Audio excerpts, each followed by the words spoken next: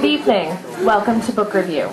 Tonight, in cooperation with our co-sponsor, Bethpage Federal Credit Union, we are very pleased to welcome Grammy-nominated hitmaker Kara DioGuardi.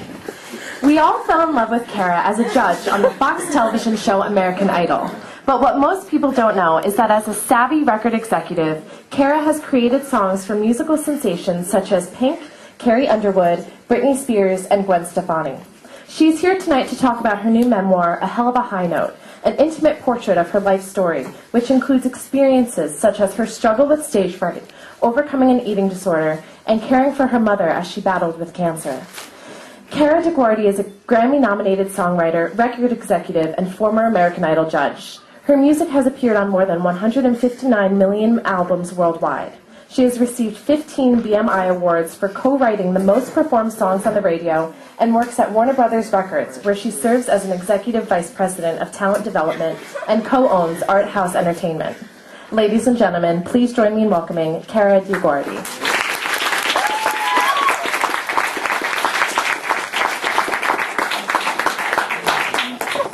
Hi guys. Wow, this is so formal. I feel like I'm teaching. Everyone take out their books. You know what? I wanted to get can I have a copy of my book? I know I should have memorized it, but I haven't. Can you hear me if I don't use this? No? Okay, let me. I should give her one of them. Here we go. I'm over my stage fright.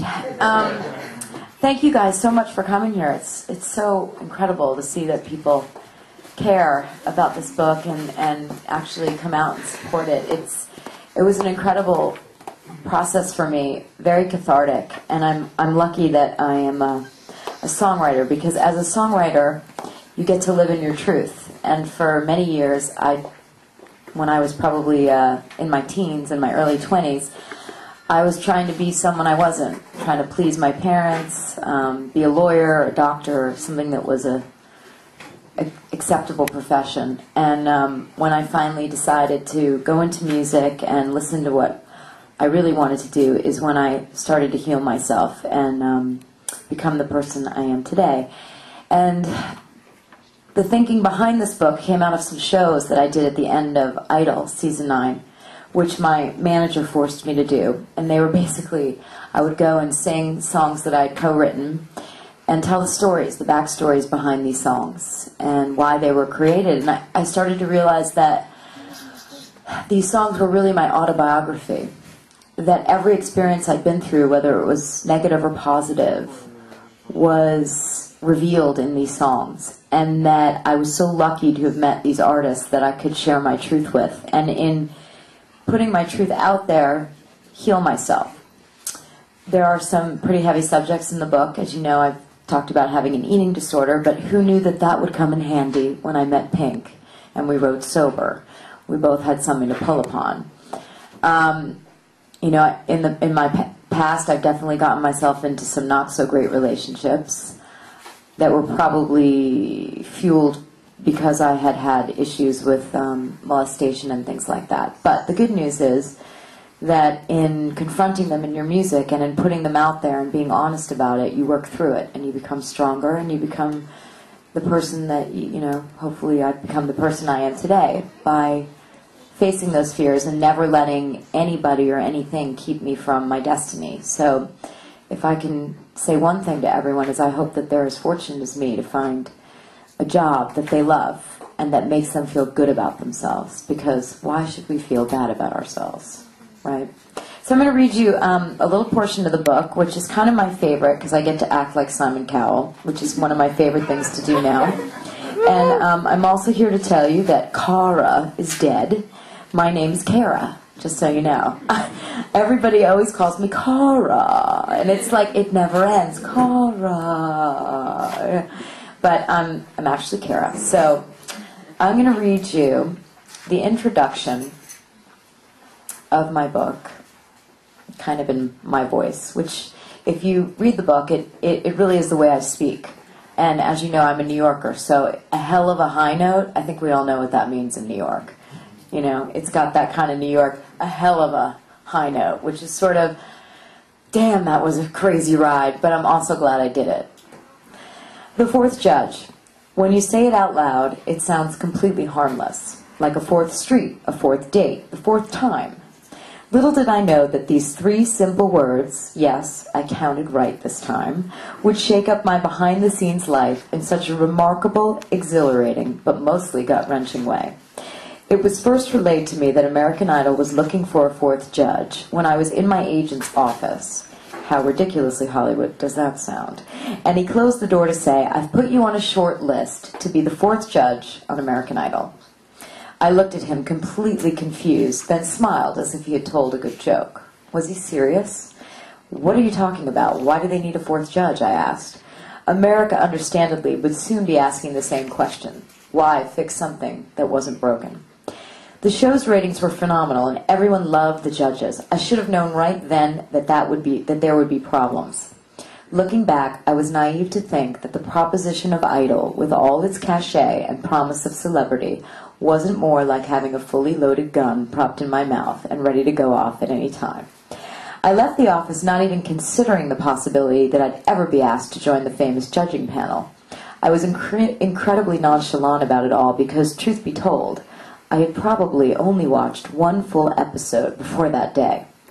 I was immersed in my career as a songwriter, A&R executive, producer, and co-owner of Art House Entertainment, a music publishing company.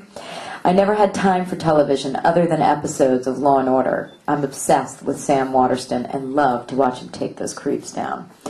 Plus, I'd work with a lot of idols after their victories, and I didn't want to be overly influenced by the singers' performances on the show. I wanted to keep an open mind about their musical styles and abilities for when I met them in person. A few weeks later, I got a call to meet the producers of the show and several of the network executives. Could they be serious about this whole 4th judge thing? Despite these nagging questions, I put on my best tight skirt and bought a designer blouse because, let's be honest, the sweatpants and vintage tee that I usually wore to the studio weren't going to cut it, and I walked confidently into the meeting in 19 Entertainment. I entered with a cool, empowered demeanor because I never thought for 1 second that the interview would amount to anything.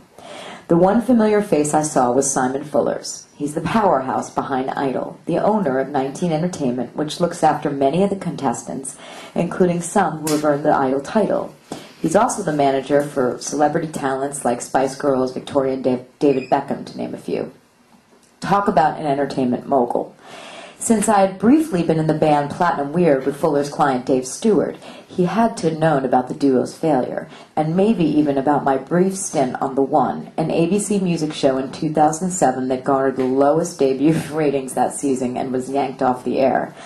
Yikes. Seeing Fuller started to bring back the memory of these unfortunate back-to-back events. As if that wasn't bad enough, all these other self-sabotaging thoughts crept into my head, like, why hadn't he told the others? Surely they wouldn't have wanted to take the meeting.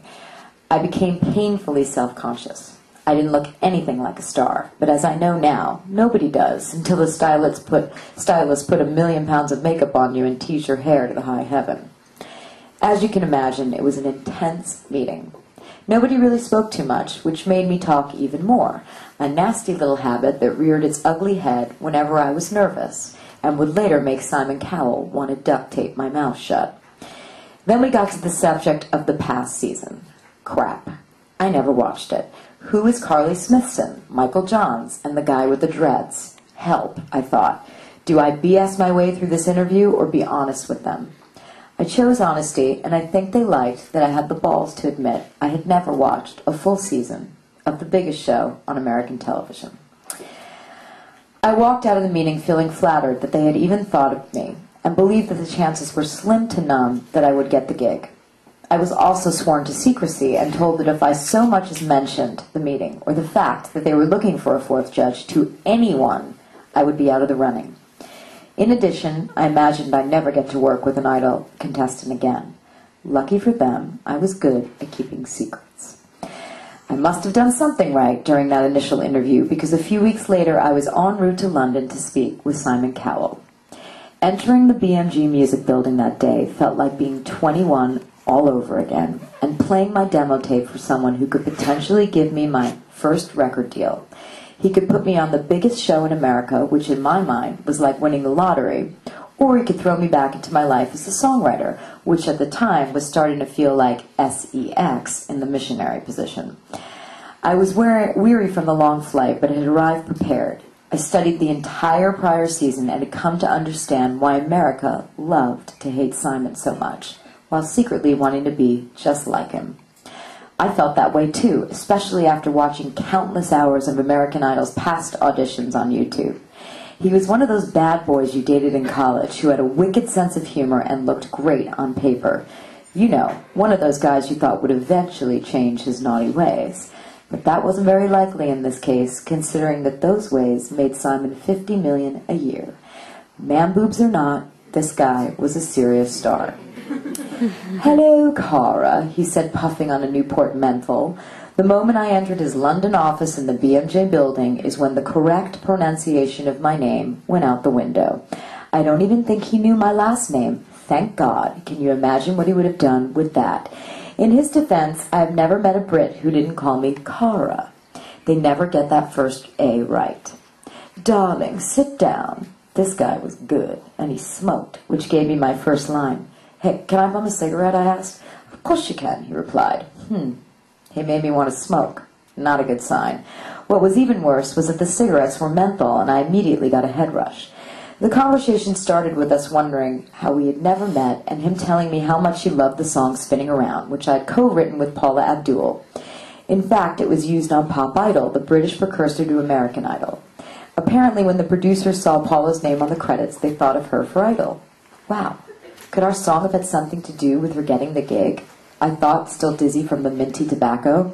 Just so you know, I don't smoke. Okay? That was just a bond with the guy. Simon really didn't know much about me, but then again, I didn't really care. I was there to dazzle him, impress him with my newly acquired knowledge of the show after all of my studying, beg him for the role that by now I was convinced was a once-in-a-lifetime opportunity. It's funny how getting closer to landing this job made me so hungry for it that I could almost taste it.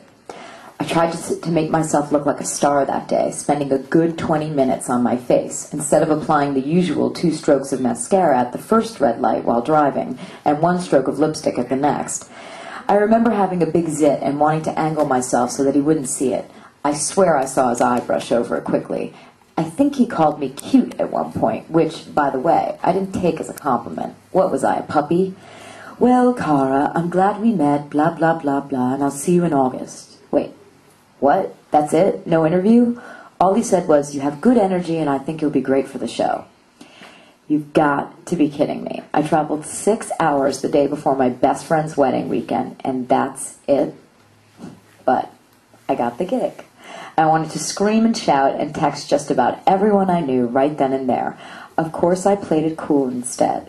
Simon told me that if I needed any advice or help to call him, and then he gave me his number.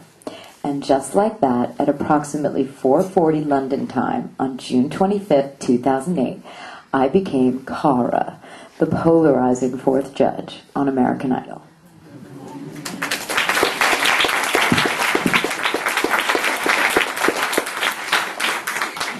So that's my story.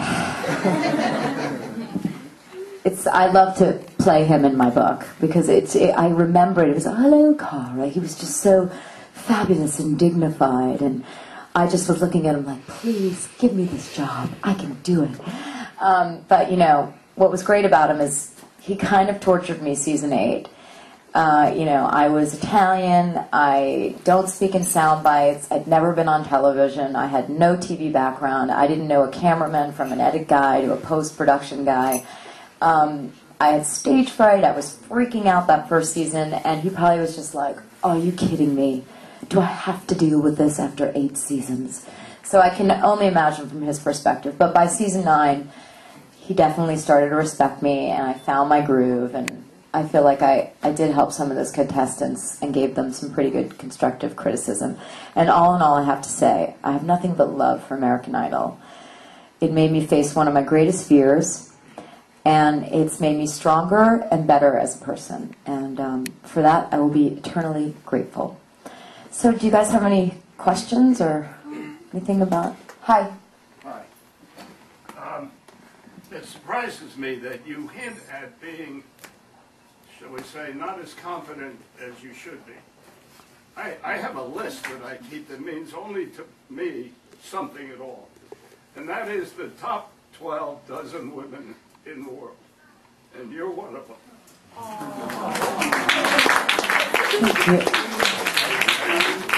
In the same room, I told Kathy Lee Gifford that she was one also. Thank you, that was so sweet. And if I ever make Taylor Swift, she's going to be another. If I meet her, I'm going to tell her that you said that. That's very sweet of you.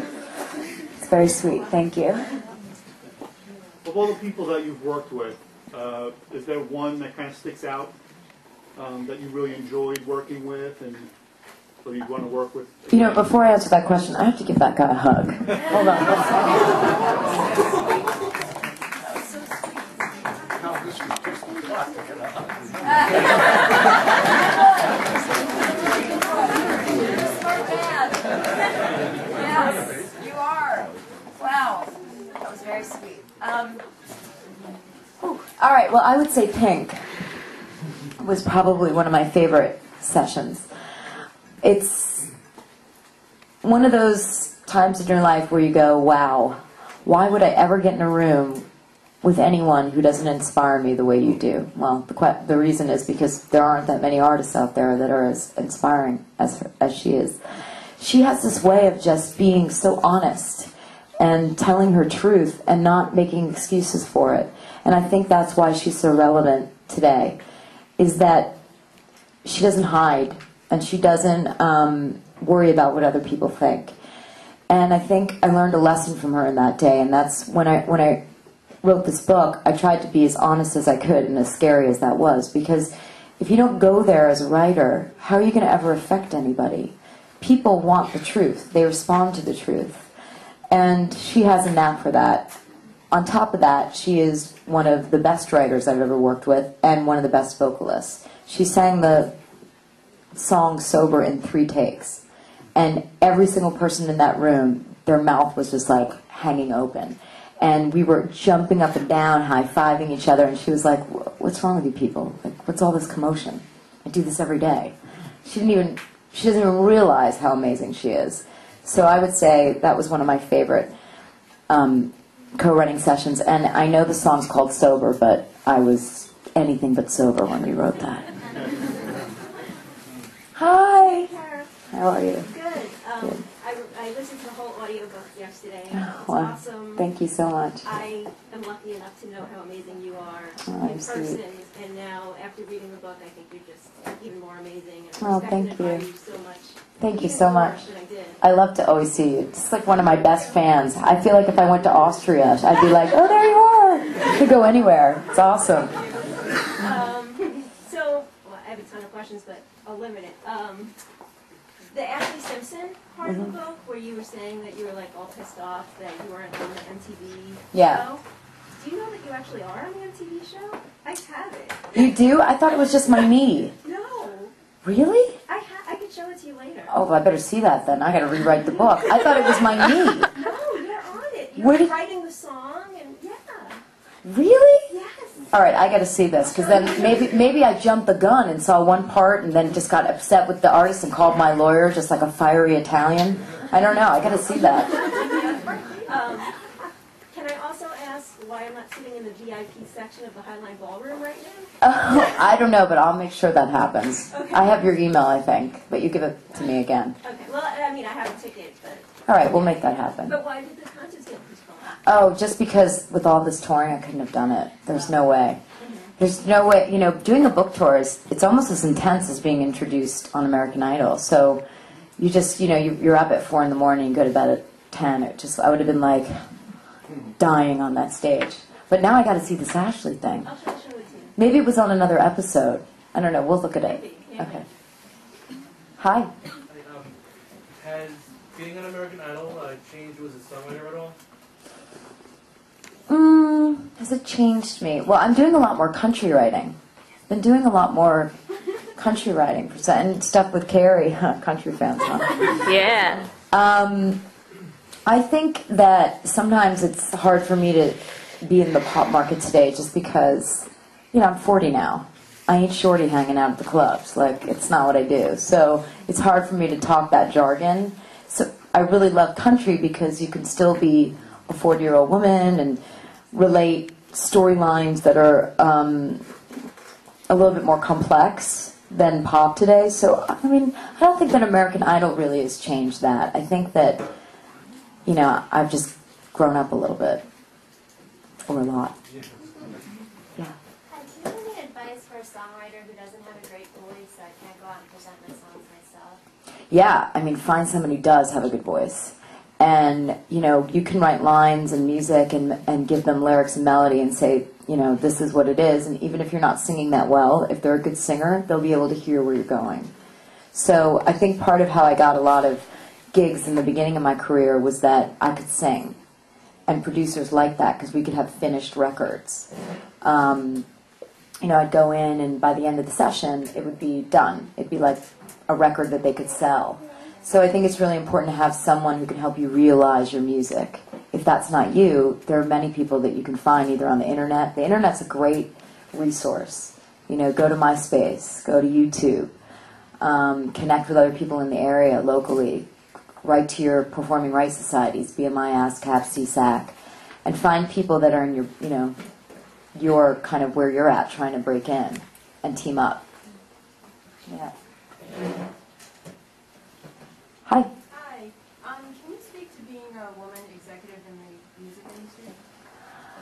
Being a woman executive in the music industry is well, at least in the A&R departments, it's there aren't a lot of us. You know, I sit in meetings every week at Warner Brothers, and there's maybe 3 of us and 20 guys. So and I always say we need some estrogen up in here. Because, you know, they'll say that a guy's good looking, and I'm like, what do you know if a guy's good looking? I'll tell you if he's good looking. Not gonna, you know, and sometimes the music, women really buy a lot of records. So I'm always listening from the point of view of a woman, too. So I think our perspective is needed in the music industry. It's not always there. You know, it was tough for me in the beginning, and I explained in the book, to be taken seriously. Because really, all I wanted to do was write songs and be successful at that. But sometimes it's not normal to see a woman in the studio. And that was kind of strange for men at first. But once they realized that I was good at my job, that other stuff faded away. And, you know, the smart people will treat you that way. They'll know that you're of more value to them by helping them write big records than a, you know, potential hookup. Yeah. Do you watch American Idol now? And if you do, is there anyone you think will, you know, go out and have a really, really great career? I haven't watched it that much. I've watched bits and pieces of it, and it looks like the judges are having a really good time. I know Steven Tyler. I actually speak about that. I met him at the end of season 9. He came to my house one day to write. One of the highlights of my life, you know, getting a call from a friend of mine who said, what are you doing right now? And I said, I actually had a session blowout. He's like, do you want to work with Steven Tyler? I was like, are you shitting me? Are you kidding? Yes, I want to work. So he came over, and I'm like, you know, putting makeup on, cleaning up the house. I dragged down this Yamaha keyboard I had, which was probably like a Yugo for him, you know, and got it set up, and ordered some pizza, and I swear I kept the crust. It was like Marsha. So he comes there, and he's just so great, and so much good energy, and so lovely, and just the best. And he starts playing Dream On, and I'm just like, you know, so dreamy. And I actually suggested him to the producers. So, you know, that went on to be what it is, and I'm really happy for him. He seems to be loving it. And I did see a clip of that girl, I think Pia. I liked her. But, you know, at the end of the day, it's not... American Idol is great for discovering talent and for giving someone a platform, but nothing is more important than the songs they choose and the records they make at the end of the season. If those records aren't right, you can't compete with Beyonce, Lady Gaga. And if you look statistically at what record sales are for the winners, they're very low. I mean, they could be 100 to 300,000 copies, and that's not enough to put you at the top of an industry. And then your song is going to be judged against the big people out there. So you know, that's the part of Idol that's the harsh reality, which is probably why my critiques were at times harsher. I personally am one of those people that I don't like smoke kind of blown up my... I'm not going to say if there's kids here. Right. I'd rather know the truth so I can get better. And there isn't a person, I don't care who they are, they can't get better. Beyond, everyone can get better. So I think that as somebody who's an industry expert, I consider myself that. It's my job to pass along that information to young people in front of me. Hi. Hi. I'm just wondering what you think about the concept, because you're just talking about being a woman in the music industry, and for women who are out there making music, what you think about the fact that at some point around the time you turn 30, that the industry starts to look at you as if you need a walker. You're suddenly geriatric. And I'm wondering if you think that it really is too late at a certain age for something to happen to you. And I'm not talking about superstardom. I'm just saying being able to make music and not have to do something else. I think that you can make music at any age if you're moving people. If Adele walked in here and she had a walker and she started singing, I certainly would take notice. You know, and be like, wow, oh my God, there's like God running through you. So it's about being that great. You know, if you're that great, you'll be relevant. But there's a very, very big margin between good and great. You know, there's a lot of good. But great doesn't always come around. You know, great is Paul Simon. Great is John Lennon. Great in today's market is somebody like Adele, Bruno Mars. You know, and how many releases do we have a year that you don't see that? So it really would depend. And for me, as someone who's in the industry, and I kind of consider myself a gatekeeper, and I take that really seriously. I certainly, if you had a voice like that and songs like that, would listen to you regardless. If you had a paper bag over your head. Hi. 50 years from now, who is doing music now that will be heard in 2060? That's a tough question. Wow, let me think about that. Sinatra, an Elvis.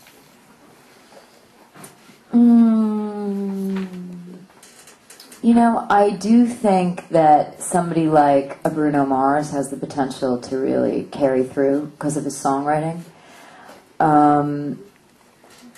I think there's some country acts. I think Taylor Swift will be making records long into her 30s, 40s.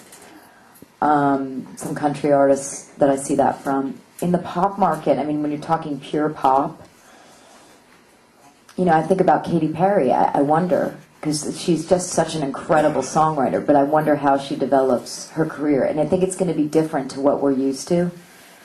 You know, we're used to watching these artists do record after record of just incredible things. But what they've become now is more brands. You know, stars, star power. It's a different thing than it was back then. And I think that's what keeps them in the limelight as much as their music, is the fact that they're beautiful and they can do a commercial and they can do a movie and all of these things. So when I think of rock bands, I mean, possibly Coldplay. But, you know, that's something that we have to worry about as A&R executives, because that's a really important point, is that who is going to be around that long? I worry about that. I wouldn't say it keeps me up at night, but I definitely worry about it. Thanks. First, I'd like to congratulate you on a great interview on Howard. Oh, thank you. Oh, God, you got a panty shot. Jesus. Are you kidding me? I was like, well, I don't understand. Where is that camera? Like, I was like, where is the camera? How is that possible? I got up from the... I couldn't believe it. I was like, oh, my God. But he's, you know what I have to say? I'm going to write him a note, because he did me a solid today. I mean, he could have murdered me on that show. And he actually took the time to read the book and was genuinely interested and gave me a platform to say, you know, who are you? Who the hell are you? You look like Paula. Were you there to replace her? What do you do? What is a songwriter? And it was so good to finally be me. You know, I could be me, because I'm actually kind of fun, and I'm a lot cooler than that girl on American Idol, you know, so I got to go there today. I got to, you know, be a little potty mouthed, not to recommend that to you kids.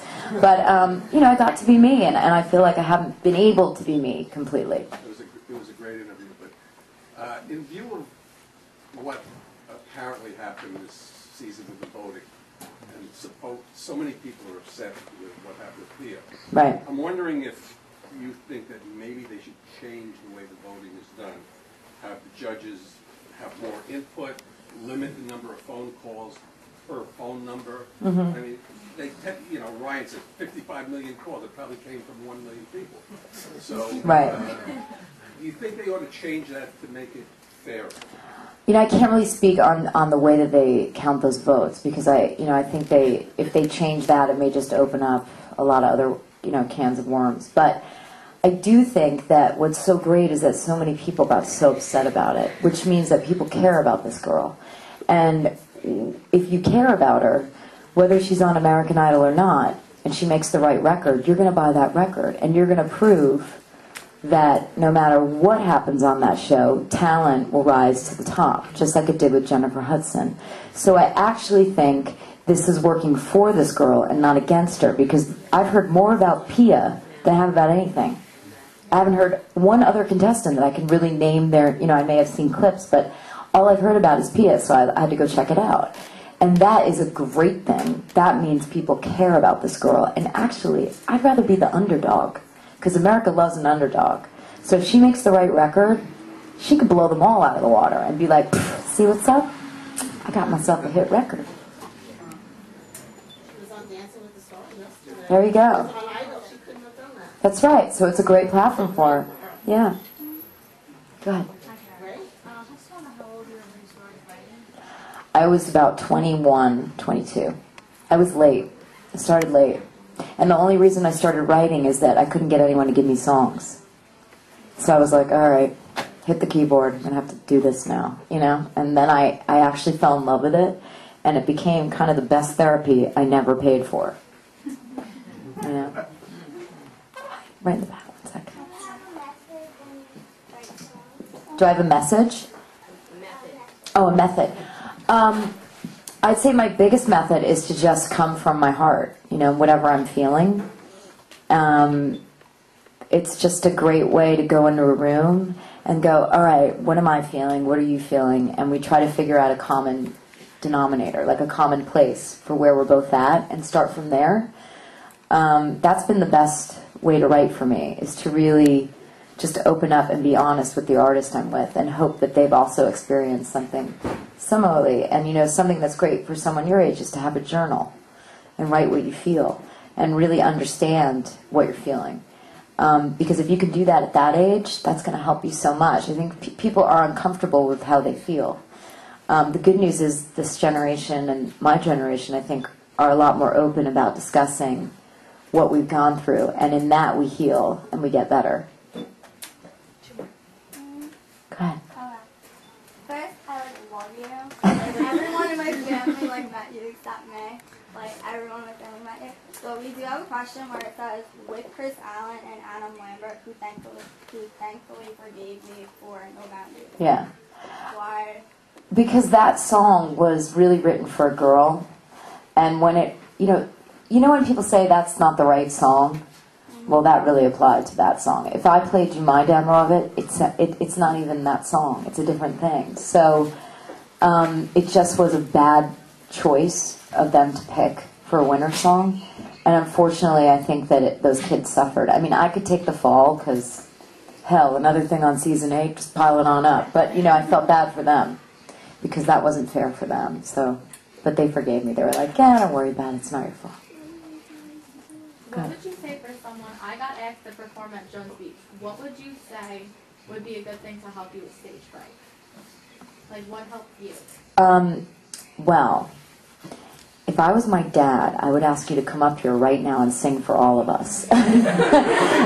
And you would hate that, but that would actually help you. Really? It's like facing your fear You know, I'm not going to do that to you. I won't. But you see that fear you have right now? It's like you have to take that first move and come up here. Not today, but I'm saying in general, start with your parents, have a few friends over, and just go for it. And, you know, give it your all and try not to care about what everyone thinks. Try to do it for you.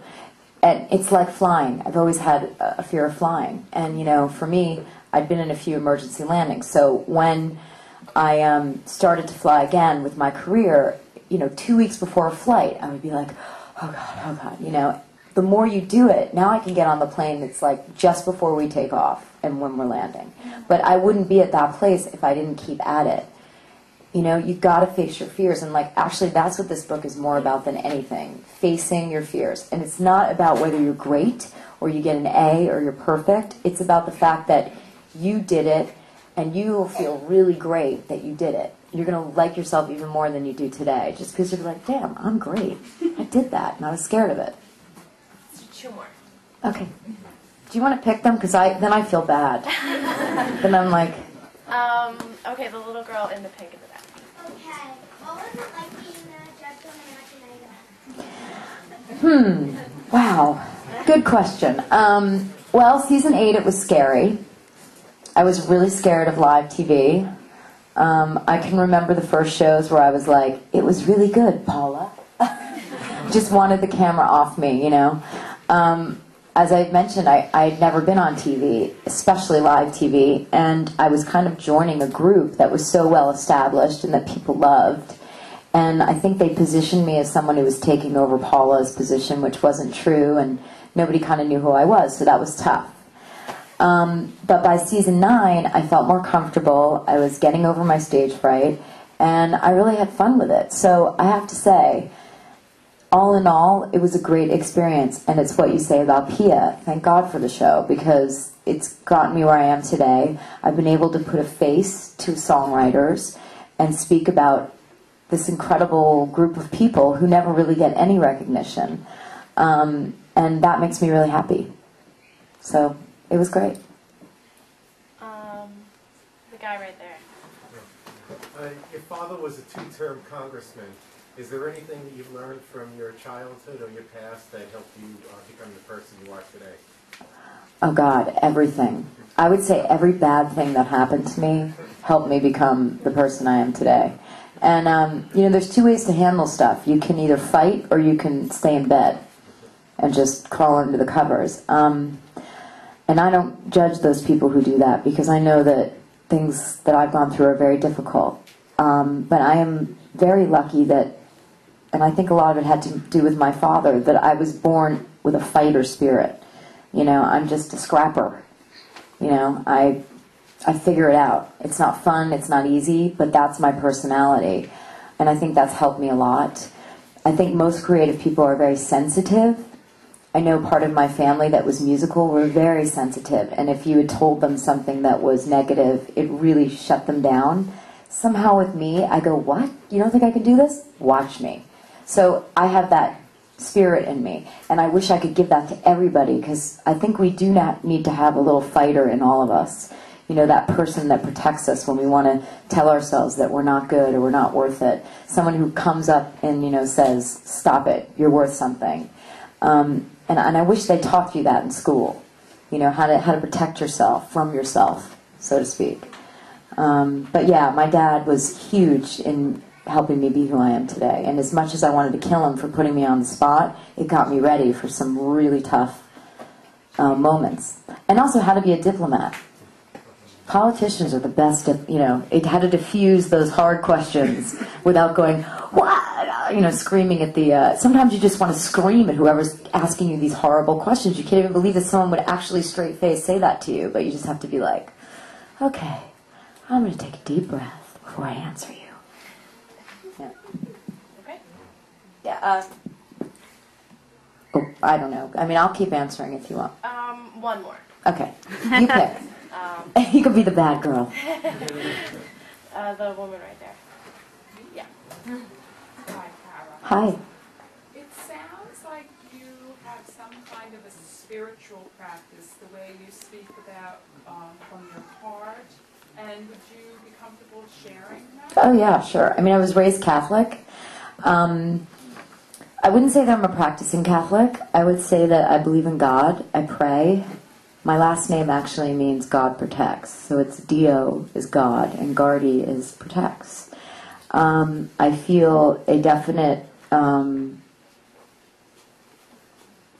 attachment to God.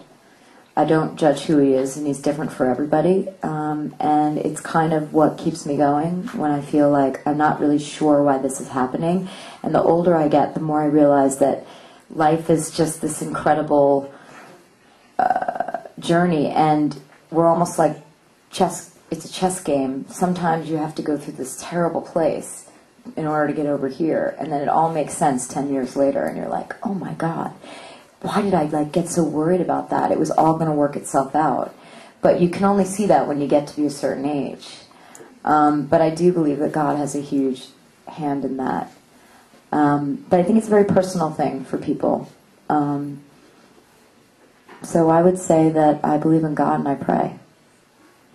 It's touching to hear you say living from your truth, because so many people are afraid to tell the truth to their spouse, Yeah. to their children, to their family. To live their lives in honesty is so hard for so many.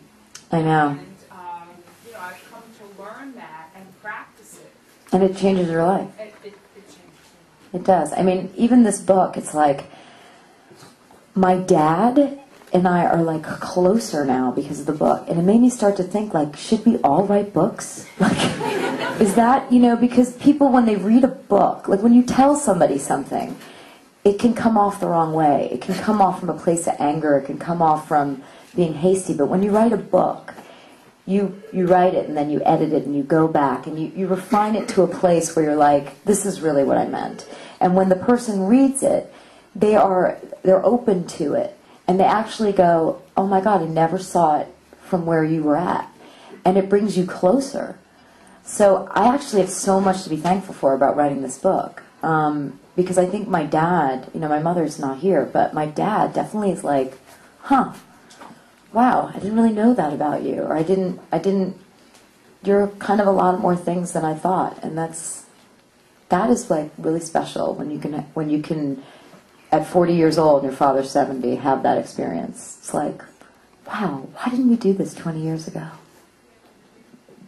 Did he apologize to you for pushing you so hard as a kid? Yeah, he did. He said, I didn't know you felt that way.